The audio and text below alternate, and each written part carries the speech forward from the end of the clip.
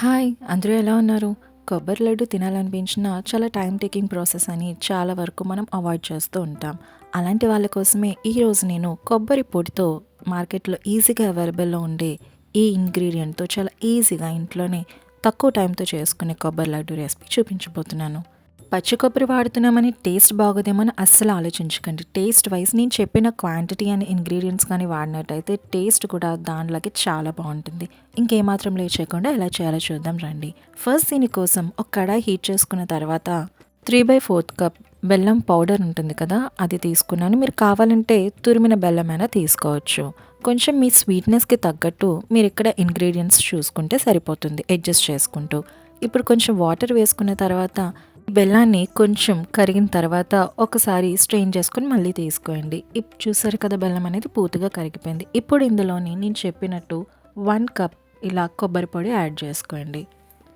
ఇప్పుడు ఇందులోనే 1/4 tea spoon ఇలాచీ powder, 2 table spoons గీ add చేసుకోండి. ఒకవేళ నెయ్యి ఎక్కువ ఇష్టపడే వాళ్ళు ఇంకొంచెం యాడ్ చేసుకోవచ్చు, బట్ లడ్డు చేసేటప్పుడు సరిగ్గా రాకపోవచ్చు, అది చూసుకోండి. ఇప్పుడు ఆల్రెడీ గీలో ఫ్రై చేసిన కొన్ని డ్రై ఫ్రూట్స్ అనేవి ఇందులో యాడ్ చేసుకోండి.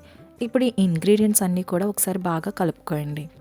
కోకోనట్ చిన్నపిల్లల నుంచి పెద్దవాళ్ళ వరకు కూడా రోజు తీసుకునే ఒక మెయిన్ ఇంగ్రీడియంట్ లాగా అనుకోవచ్చు. అది పచ్చళ్ళలో అయినా, ఇలా లడ్డూలో అయినా, లేదా మామూలు కొబ్బరికాయ అయినా మీరు తినొచ్చు.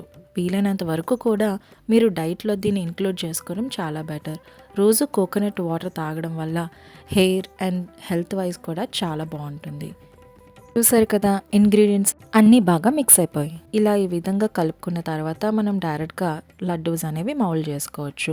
నేను ఇందాక తక్కువ గీ వేసాను కాబట్టి ఇక్కడ హ్యాండ్స్ కొంచెం గీ అప్లై చేసుకొని ఇప్పుడు నేను లడ్డూస్ మౌల్డ్ చేసుకోబోతున్నాను.